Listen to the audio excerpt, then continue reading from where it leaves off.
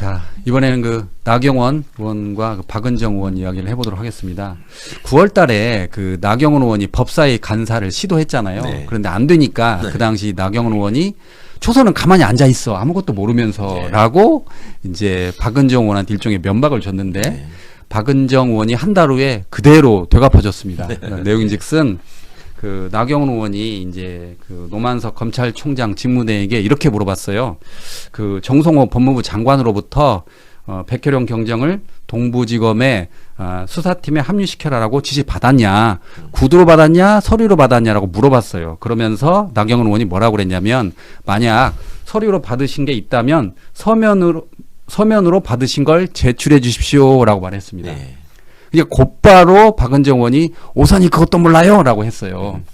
저 이번에 처음 알았는데 국회법상 자료 제출 요구는 상임위원장의 권한이잖아요. 그렇습니다. 그러니까 나경원 의원이 노만석 검찰총장 대행에게 자료를 달라고 말할 게 아니라 추미애 위원장, 그때는 이제 김용민 위원이 이제 간사에서 앉았는데 김용민 그 위원장 대리에게 네. 달라고 해야 되잖아요. 그렇죠. 위원장을 네. 바라보면서 맞습니다. 자, 저기 서면으로 지금 지시한 게 있다면 제출할 수 있게 예. 해주기 바랍니다. 예. 이렇게 하는 게 이제 정석이죠. 네. 그래서 김용민 그 당시 위원장 대리가 검찰총장 대리 답변하지 마세요. 저한테 이야기해서라고 했거든요. 네. 그러니까 이제 나경원이 굉장히 화를 내던데 어떻게 보십니까 이거는? 그러니까 나경원 의원은 국회에 있으면서 참 그 뭐랄까 우스운 모습을 보인 게 한두 번이 아니에요. 그 예. 우스운 것도 막 즐겁게 우스운 게 아니라 정말 쓴웃음을 짓게 하는 행동을 참 많이 하거든요. 근데 그럼에도 불구하고 저 사람이 오선을 하고 또 무슨 뭔 얘기 나올 때마다 뭐 당대표에 도전한다느니 뭐 서울시장을 나간다느니 이런 거에 빠지지 않아요. 예. 이게 국힘의 현실이고 수준이라고 봐야죠. 그러니까 저런 것들이 사실은 우리말로 시체말로 개망신을 당한 거잖아요. 근데 그걸 부끄러워하지 않아. 예전에 저도 한번 그런 경험 있어요. 그 첫 번째 등원에서 대정부 질문을 하는데 정진석 씨가 그때 부의장 후보로 국힘목 부의장 후보로 내정이 돼 있으면서 예. 자기들이 뭐 상임위원장 배정 안 해줬다고 그 부의장을 안 하고 있었을 때가 있었습니다. 근데 이제 제가 뭐라고 얘기를 하면서 이게 얘기하고 이 앞을 바라보고 있다가 국무위원들을 바라보려면 이렇게 연달 이렇게 돌릴 수 있거든요. 네. 버튼을 제가 돌리고 있는데 거기서 뒤에서 앉아가지고 뭐가 어떻고 뭐 이렇게 반말로 그 헛소리를 하더라고. 그래서 제가 그 정진석 의원님 그런 소리 하고 싶으면 올라와서 해라. 그 앉아서 그러지 말고 이렇게 면박을 준 적이 있어요. 예. 그래가지고 당시에 그게 꽤 화제가 됐던 적이 있는데 그러고 나서 나중에 정진석 의원이 마주친 적이 있어요, 제가. 예. 이 사람이 굉장히 두꺼운 사람이에요. 우리 그 의석이 이렇게 좌우로 나눠져서 앉잖아요, 본회의장에. 그러면 그 뒤쪽에 휴게실 같은 게 있는데 거기도 민주당 의원들이 이쪽이고 국힘의원들이 이쪽에 있고 이렇게 쓰거든요. 그러면 둘이 서로 이렇게 섞여서 앉을 일이 거의 없어요. 예. 뭐 화장실 가다가 마주치는 경우는 가끔씩 있는데 근데 정진석 씨가 우리 쪽으로 왔어. 와가지고 뭐 이상민 의원이네 그 몇몇 다선 의원들하고 뭐 이렇게 그 친분을 과시하는 악수를 하고 뭐 이러더라고. 그러더니 저를 이제 딱 마주 봤단 말이에요. 예. 그러면 거기서 둘 중에 하나 해야지. 아니 그때 그 대정부 질문 하는데 내가 좀 잡음을 넣어서 미안하다고 하거나 예. 아니면은 당신 나한테 그럴 수 있냐라고 하거나 둘 중에 하나 해야 되잖아. 아우 최 의원님 반갑습니다. 평소에 굉장히 존경하고 있으면 이러는데 제가 이거 참 두꺼우시네 이렇게 생각을 한 적이 있었는데 그러니까 이제 그런 게 그 사람들이 정치를 하는 방식이고 행태인지는 모르겠는데 그냥 부끄러움을 좀 알았으면 좋겠습니다. 그걸 좀 멘탈이 강해야 되네요. 그러니까. 그리고 이제 법을 무시할 줄 알아야 돼요. 이거 법이고 뭐고 내가 말하면 되는 거고 거기에 대해서 이제 토달국으로 원래 논리 없는 사람들이 그러잖아. 밀리면 너 몇 살이야 이거잖아. 그 대신 하는 게 너 몇 초선 가만히 있어 이거 아니에요. 그 무논리의 전형이죠 뭐. 예. 그 박은정 의원이 그 나경원을 이번 국감 때 많이 그렇게 공격하던데 예. 그 지난번에는 무슨 일이 있었냐면 나경원 의원 아들 입시 비리 그 사건이 무혐의 처리됐나 봐요. 최종적으로. 네, 네. 이제 국민들께서 이제 정확히 그동안 이제 자세히 모르셨는데 내용인즉슨 그 2022년 중앙지검 그 7부장이었던 형사 7부장이었던 이만은 부장검사가 현 의정부 지검장이 됐어요. 그래서 그 이만은 그 의정부 지검장을 불러다가 나경원 아들의 입시 비리 사건을 이제 따졌는데 피의자 조사도 한 번도 안 했고 그다음에 압수수색도 한 번도 안 했고 그다음에 나경원 의원과 김재호 법원장을 단 한 차례도 부르지 않고 무혐의 처리했다. 네. 어떻게 누구는 탈탈 털면서 이럴 수 있느냐라고 강하게 비판했더니 그 이만음 의정부 지검장이 말을 못 하더라고요. 당연하죠. 예. 제가 왜 기소되고 의원직을 상실했어요? 조국 장관 아들 인턴 활동 확인서를 허위로 써줬다는 거 아니었어요? 맞습니다. 제가 청와대 비서관으로 있을 때예요. 예. 그때 얼마나 저를 귀찮게 했습니까? 뭐 이래저래 왜 나오네 안 나오네 하면서 뭐 심지어 우리 집에까지 휴일날 찾아와가지고 문 두드리고 카메라 들고 와서 그랬어요? 채널A 기자들이 그런 짓거리까지 했어요. 그러니까 예. 지들끼리 연락해가지고 왜 그때는 그렇게 하고 뭐가 달라? 나경원 아들 그리고 저는 한 달이 떨어져 있었던 사람이지만 나경원 김재호는 당사자 아니에요. 당사자. 예.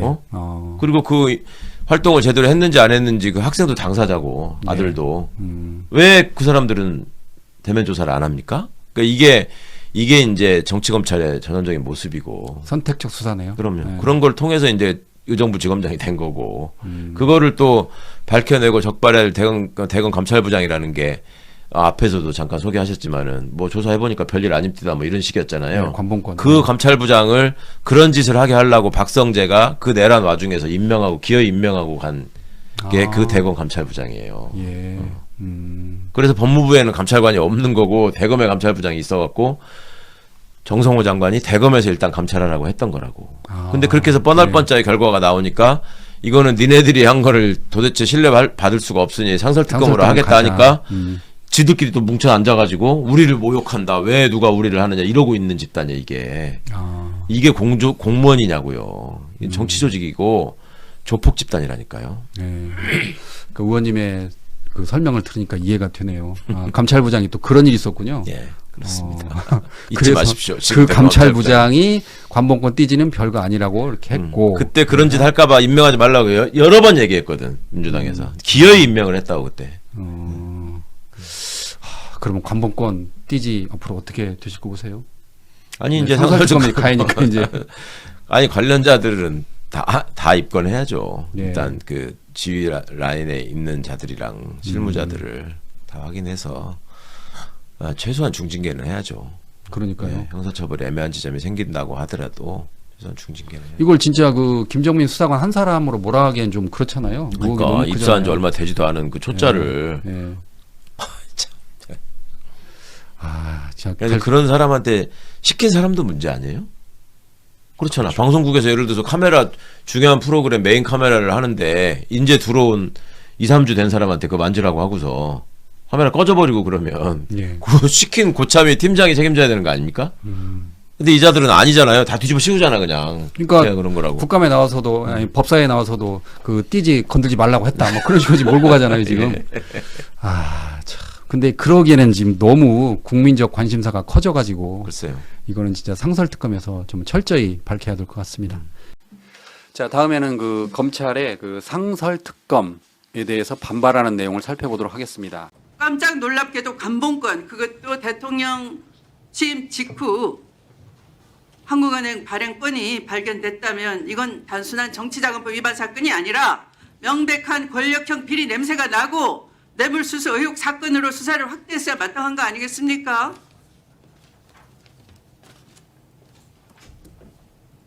답변을 빨리 해보세요. 이제 뭐 중요한 사건은 맞습니다. 중요 사건이죠. 그런데 그러니까 상설특검이 가동되는 것은 검찰의 치욕인 겁니다. 그런데 이걸 감찰로 그냥 대강 얼렁뚱땅 덮고 가려고 하는 겁니까? 그리고 이걸 검찰개혁의 저항이라고 포장하려고 하는 겁니까? 이래도 보안수사가 필요한 겁니까? 제 식구를 제대로 비리조차 하나 조사도 하지도 못하면서 여러분 대부분이 그러면 내란 부부와 은혜를 잊기라도 했습니까? 자, 지금 법무부가 상설특검 2개를 추진하고 있습니다. 하나는 관봉권 띠지 분실 의혹, 그리고 다른 하나는 쿠팡의 그 퇴직금 불기소 요약 의혹에 대해서 상설특검을 하겠다라고 했는데 검찰 내부적으로 지금 반발이 심한 것 같아요. 그러니까 그 공봉숙 서울고검 검사라는데 그 이 공봉숙 검사가 서울중앙지검 2차장을 지낸 분 같아요. 이 공 검사가 검사 일원으로서 상설특검에 대해서 몹시 불쾌하고 부당하다라고 이렇게 대놓고 반발을 했습니다. 그랬더니 그 박철환 부산지검 검사라는데 이 박 검사는 그 구속된 임성근 전 사단장의 사촌이라고 합니다. 이 박철환 검사 역시 공봉숙 차장의 의견에 전적으로 찬성한다라고 말을 했습니다. 자, 어떻게 보십니까? 실제로 지금 상설 특검을 결국에는 관봉권 띠지 분실 아직 이 부분에 있어서 제대로 된 원인과 규명이 아직까지는 부족하다라는 예. 부분이 있고요. 쿠팡의 퇴직금 불기소 이 부분에 있어서도 내부에 뭔가 외압이 있었다. 이런 부분에 있어서의 그 규명이 진행되고 있지 않는 상황이라는 국민적인 그런 관심과 공분이 있거든요. 법사위에서 질의할 수 있죠. 하지만 이런 부분은 증인 불러갖고 뭐 줄구장창 이것만 할 수는 없습니다. 결국에는 국회에서 해결할 것이 아니라 제대로 규명하고 밝히면서 만약에 처벌될 분들이 있다 그러면은 그 죄가를 뭐 받아야 된다고 저는 생각을 하거든요. 그런 면에서 상설 특검이 특별법으로 제정이 되어 있는 거예요. 사실은 국회에서 이런 부분에 있어서 검찰 내부에서 발생한 일들이 검찰 내부에서 제대로 진상 조사가 되지 않을 가능성이 있기 때문에 상설 특검으로 위임을 해서 특검보를 추천하고 그런 면에서의 조금 더 독립적으로 공정하게 수사할 수 있도록 하는 게 상설 특검의 취지 아니겠습니까? 그렇기 때문에 이 두 가지 사안에 대해서는 더 이상 국회에서도 하는데 한계가 있고 그러면 상설 특검으로 간다라는 판단하에 정성호 법무부 장관이 사실 지시를 한 부분이고요. 지금 최근에 보면은 그 특검보 추천을 해야 되기 때문에 국회에서 이제 국민의힘 그리고 여야가 두 명씩 추천을 해야 되거든요. 그래서 추천을 받고 이제 마감을 하려고 하는 그런 과정으로 가고 있습니다. 근데 내부에 반발이 있는 거죠. 예. 특히나 이런 부분에 있어서 긴장하고 있는 분들이 있을 거예요. 그렇기 때문에 그쪽 라인에 여전히 뭐 내란 세력은 검찰 내에도 있고 뭐 정부 안에도 있고 국회 안에도 있다라고 하는 게 우리의 인식이긴 하거든요. 이런 분들이 반발할 수 있어요. 근데 너무 웃긴 게 임성근 사단장의 사촌인 박철환 검사 이렇게 드러내놓고 나는 반대하는 것 자체가 조금은 이해할 수가 없는 상황인 거죠. 아니 그래? 저희는 이번에 임성근의 사촌이 검사구나. 그 사실을 알게 됐거든요. 예. 예, 그런 만큼 이런 분들은 자중할 필요가 있는 것이고요. 오히려 상설 특검의 그 취지에 맞게 협조를 하는 게 맞다고 생각을 합니다. 이번에도 법사위 국정감사에서 관봉권 띠지에 대한 부분들이 공방이 되긴 했는데 이제는 어느 정도 부실 수사 그리고 증거 은멸 이런 부분에 있어서의 감은 오더라고요. 예. 그렇기 때문에 무리하게 뭔가 수사관의 책임으로 덮으려고 하지 말고 올바른 검찰의 수사 그리고 증거 수집 이런 과정에서의 부실한 게 있다 그러면 당연히 제대로 된 규정과 앞으로의 체계를 만드는데 꼭 이런 부분들은 들여다보고 특검에서도 조망을 해야 된다라는 면에서는 저는 따박따박 상설 특검에서 뭐 밝혀지면 된다라고 생각을 합니다. 예. 그러니까 그 관봉권 띠지 같은 경우 상설 특검을 할 수밖에 없었던 이유가 지금 검사가 뭐 개입된 게 아니냐 뭐 그런 의혹이 나오는데 그 감찰부장이 대검 감찰부장이 그 국회에 출석을 해서 그 추미애 위원장 질문에 그러겠죠. 그런 인연법에 따라서 그러는 겁니까? 그래서 냉정하게 끊지를 못하는 겁니까? 답변해 보십시오. 저희는 광범위한 납득을 했고 확보된 증거와 법리에 기초해서 당시까지 수사 결과를 법무부에 보고하였습니다. 보고한 결과 보고한 결과 이미 기사에 난 바와 같이 고의적인 은폐는 아니라고 당시까지 수사 결과를 종합해서 보고드렸습니다. 고의적인 은폐가 아니라 저기 제대로 된 압수계 제대로 관봉권 따로 시단은행 거 따로 별개의 돈 따로 이렇게 고무줄까지 묶어서 포스트잇까지 붙여서 수사관은 잘 정리해 뒀는데 느닷없이 김정민이 받았을 때는 없다는 거예요. 그래서 김정민이 범인이다 이렇게 하는 겁니까? 김정민은 아무 동기가 없어요. 동기가 있는 사람은 누구냐? 바로 아까 이희동과 신흥석과 그 수하 최재현이 동기가 있는 것 뿐입니다. 동기 있는 자가 범죄자예요. 동기 있는 사람은 다 놓치고 그 말설계 김정민 하나 실수로 쓰레기통에 버렸다라는 거 가지고 국민을 속이려고 하십니까? 이 와중에. 그러니까 이제 추미애 위원장이 이게 말이 되냐라고 했거든요. 그래서 특검이 필요하다라고 이야기했고 그게 일종의 국민적 공감대인데 지금 검찰은 전혀 거기에 대해서 인정을 안 하는 분위기잖아요.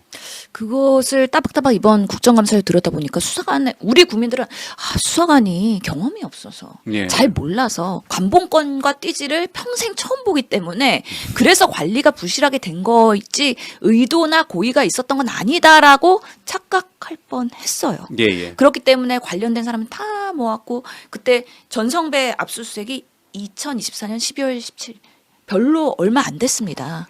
윤석열 정권 때 이루어진 거고요. 건진법사, 김건희 이런 이슈가 있을 때 압수수색 안 할 수가 없었겠죠. 예. 그래서 집에 들어갔더니만 아니 돈다발이 막 1억 6,500만 원 있는 거예요. 근데 일부가 관봉권 비닐에 쌓여갖고 있었기 때문에 이거와 그냥 일반 동뭉치와는 증거에 있어서의 관리가 당연히 차별화될 수밖에 없는 거잖아요. 그래서 당시 현장에 압수수색 나갔던 계장한테 이번에 질문을 한 거죠. 예. 아니 그러면 그거 증거 어떻게 리스트하고서는 어떻게 보고했어요? 그랬더니 그 사람의 답변은 이주연 계장이거든요.